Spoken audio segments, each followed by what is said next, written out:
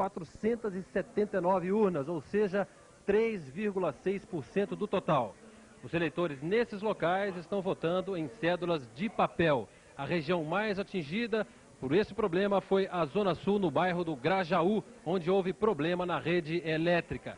Quem não está conseguindo ou não conseguiu chegar ao local de votação por causa dos alagamentos que nós já mostramos aí, deve justificar até o dia 3 de dezembro num cartório eleitoral essa ausência. O tribunal decidiu não prorrogar o horário de votação em nenhum dos locais. Agora, já adiantou também que vai estudar caso a caso e que quem estava nas regiões muito atingidas não deve sofrer nenhum tipo de punição pela Justiça Eleitoral. E daqui a pouquinho, 5 da tarde, você acompanha tudo sobre as eleições no Boca de Urna. José Roberto Burnier, eleições 96. Na questão do menor, o governo do estado está com um programa muito interessante de atendimento aos menores. E há essa ideia que o nosso setor de assistência social vem desenvolvendo há muito tempo, que é a coisa das casas abertas, né? De deixar o menor, ou estimular o menor a ir à casa aberta para ter instrução. Sua atividade durante o dia e retornar ao lar, né? Exatamente, e ficar à vontade. E eu acho que aí nessa área o que nós precisamos realmente é de um programa que seja um programa integrado, Estado e Prefeitura. Eu acho que um dos grandes problemas que nós temos na cidade de São Paulo é que aqui sempre se vê, isto é do Estado, aquilo é da Prefeitura.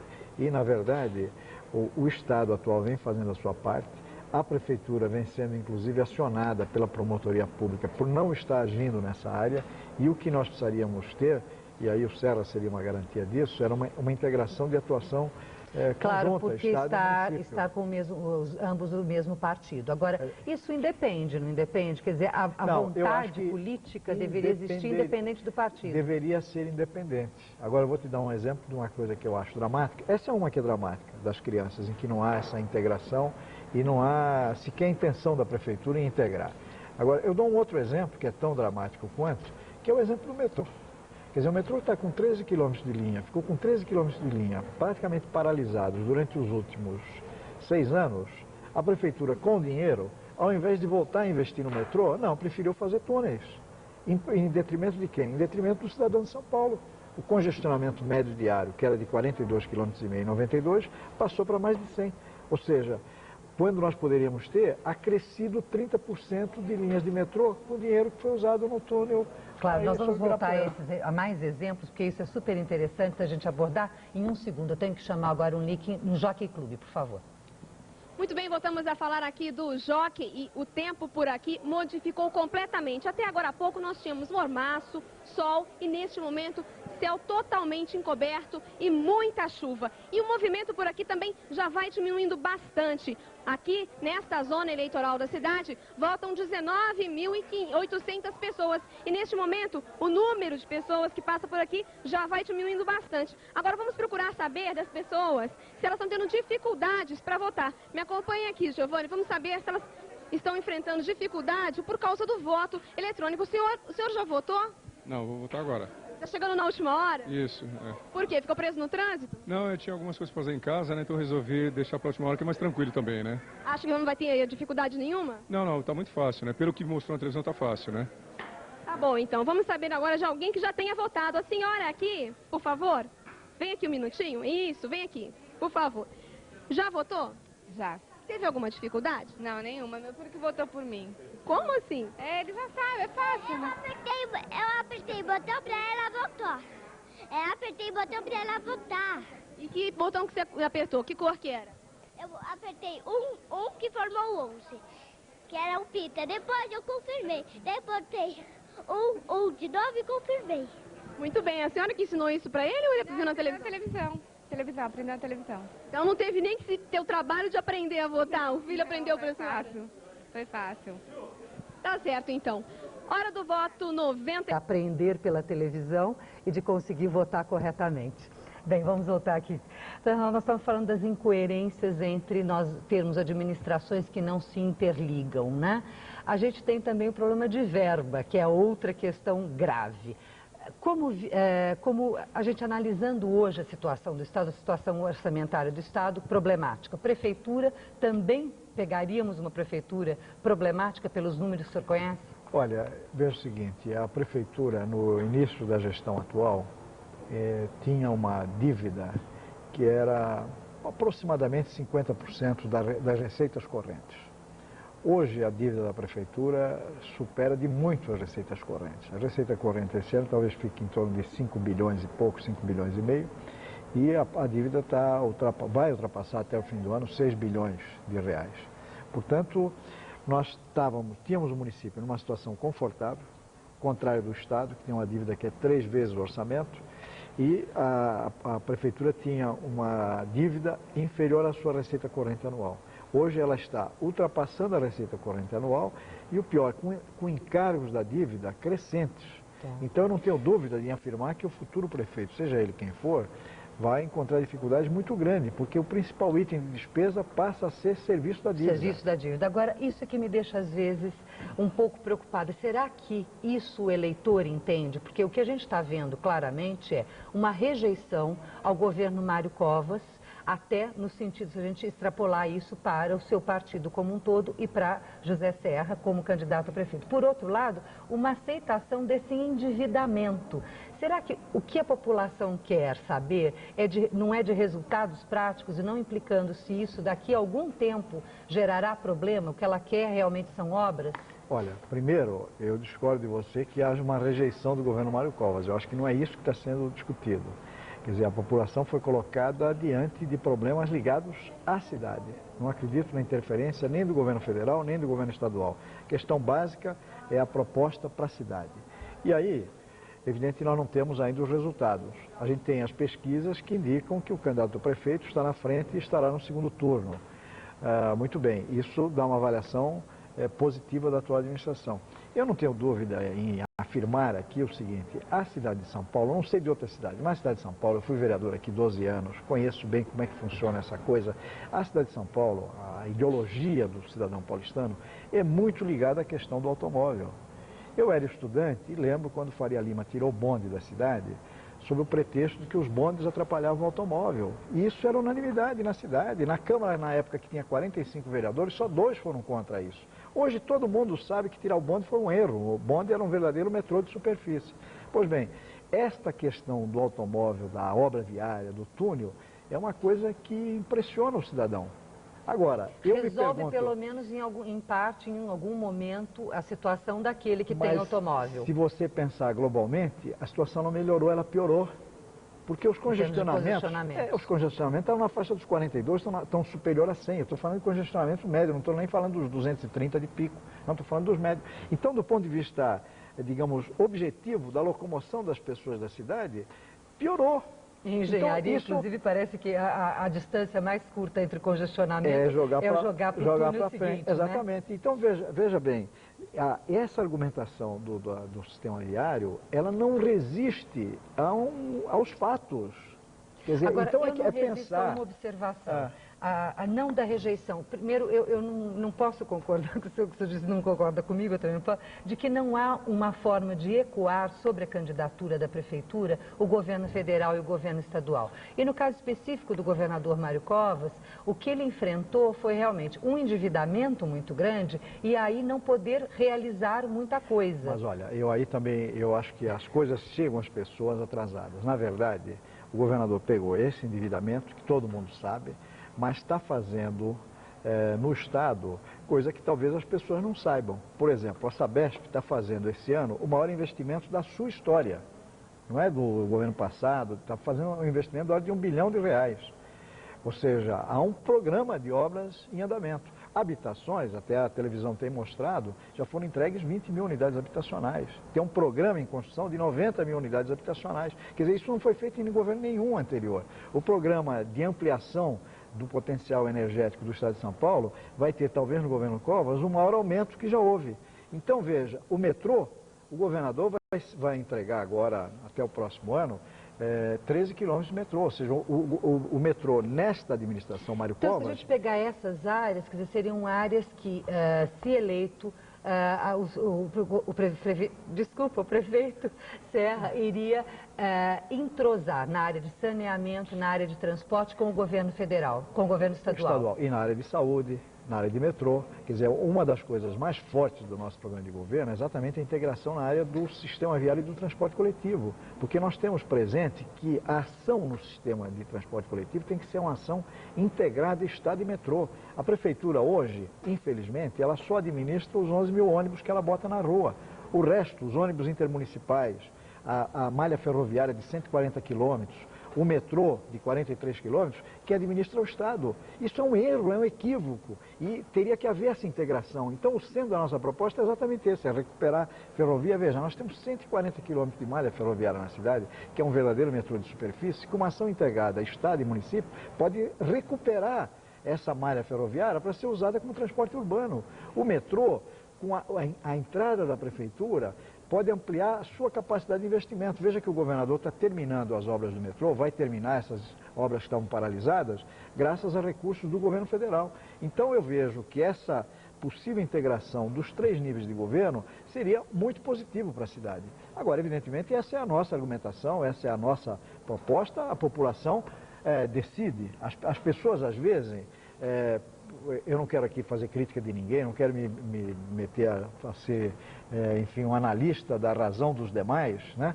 Mas as pessoas às vezes se enganam também. Nós já vimos... Esse filme é muito recentemente. Nós vimos o que aconteceu com o Estado. Então, veja, quando eu vejo o candidato Pita dizer que vai continuar a atual administração, eu fico me perguntando o seguinte, ele vai multiplicar por 3 a dívida também, como fez o atual prefeito? Ou seja, ele vai levar a dívida da prefeitura a 18, 20 bilhões de reais para deixar a prefeitura para o outro prefeito, né? Essa é a proposta dele? Então eu acho um desastre. Como administrador de empresa, com esse problema do endividamento, como é que o senhor resolveria, que prioridades seriam dadas, na sua opinião, para a administração e que prioridades, dentro dessas prioridades, onde estaria enchentes, por exemplo, resolução do problema de enchentes que nós vivemos hoje? Eu digo o seguinte, do ponto de vista da administração da prefeitura, há uma coisa que tem que ficar muito clara. O Serra prefeito, haveria condições da prefeitura mudar o perfil do seu endividamento, que uma das características da atual administração foi absoluta incompetência e incapacidade de obter recursos no exterior, que é o recurso bom e barato. Quando o prefeito assumiu, a dívida da prefeitura em dólar estava na faixa dos 700 milhões de dólares. Hoje está em torno de 511 milhões de dólares, ou seja, a dívida da prefeitura na gestão atual, ela caiu por incapacidade de assumir novos compromissos, de obter novos empréstimos. Ela não teve capacidade de articular financiamentos para as diferentes ações da prefeitura. Então a primeira coisa, vocês iriam buscar financiamento externo? Nós precisaríamos trabalhar a nível de obtenção de financiamentos externos, precisaríamos trabalhar na mudança do perfil da dívida da prefeitura, essa dívida que está rolando aí mês a mês a custos altíssimos. Precisaríamos melhorar a administração no que se refere às prioridades. Por exemplo, o programa Paz, que está tanta gente falando. O programa Paz esse ano, os gastos na saúde esse ano são gastos que visivelmente vão estourar o orçamento. E vão estourar mais ainda o ano que vem, se for mantido no teu Então, nós temos 1 hora para encerramento das urnas. Isso que o senhor está falando, significa esperança mesmo em vir a realizar? Há chance de ir para o segundo turno? Bom, nós estamos trabalhando na perspectiva de ir para o segundo turno. Esse é o nosso trabalho e a nossa confiança. Evidentemente, vamos aguardar o resultado final, que felizmente sairá hoje mesmo, né? E nós estamos confiantes aí que a apuração das urnas nos favoreça, porque estamos convencidos que no segundo turno nós ganhamos. Muito obrigada pela sua participação aqui. Nós voltamos já.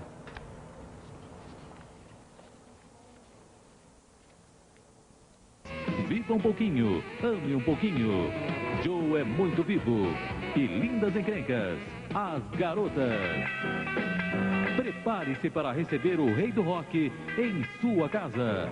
Toda segunda, 10 da noite, no Cine Festival.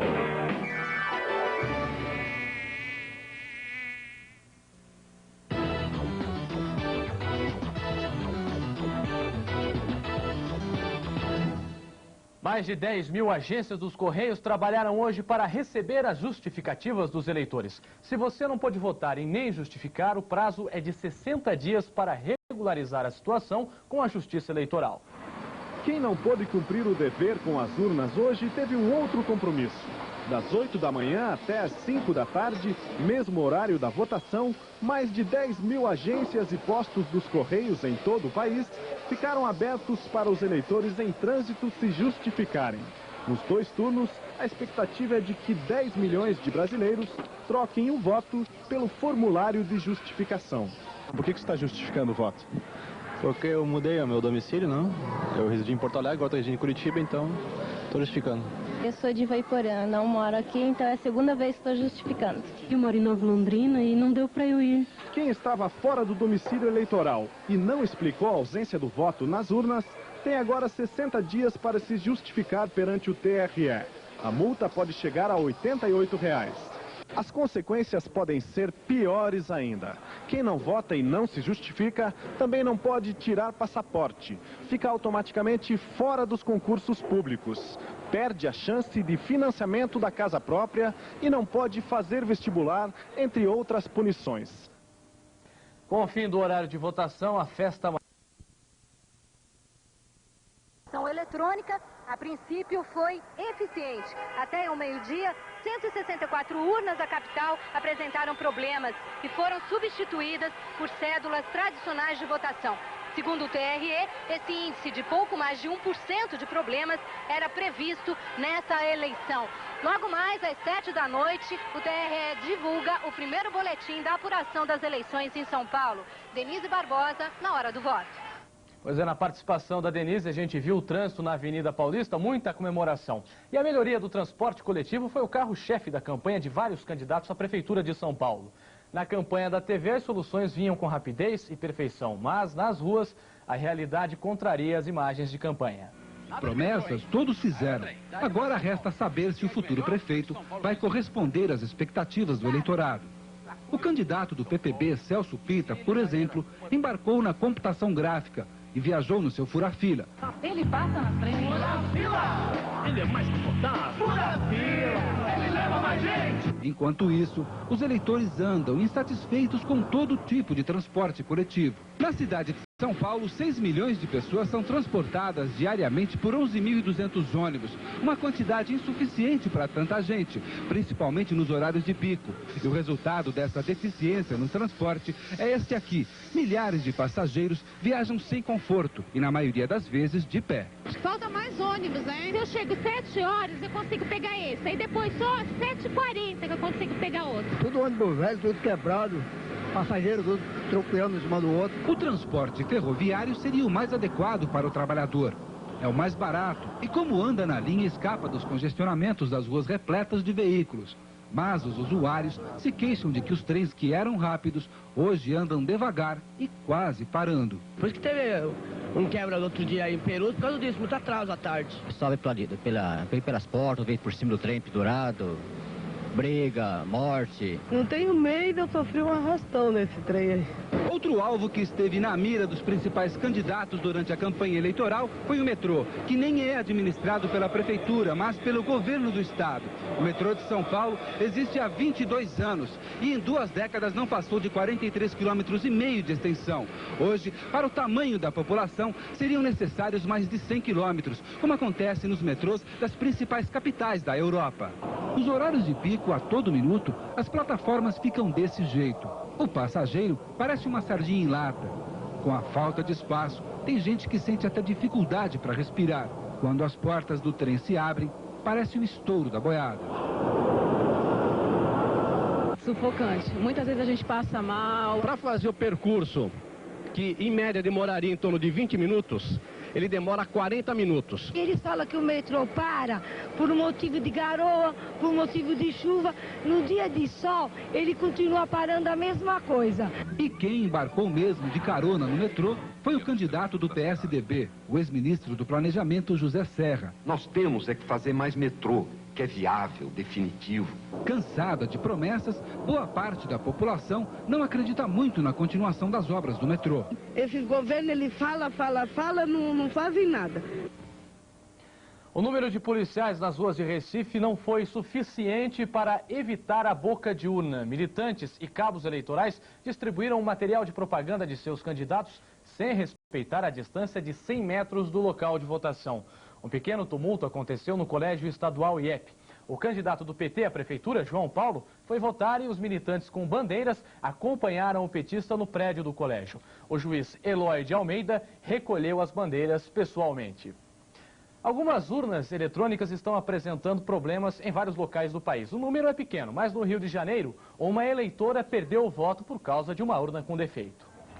Bom, cuidado, eleitor, na hora de votar. Atenção com o número e na hora de confirmar, senão pode acontecer um problema. O que aconteceu com a senhora na hora do voto? Eu cheguei ali na cabine e queria digitar o número, que eu não vou dizer para ninguém, é o número para prefeito, eu queria votar.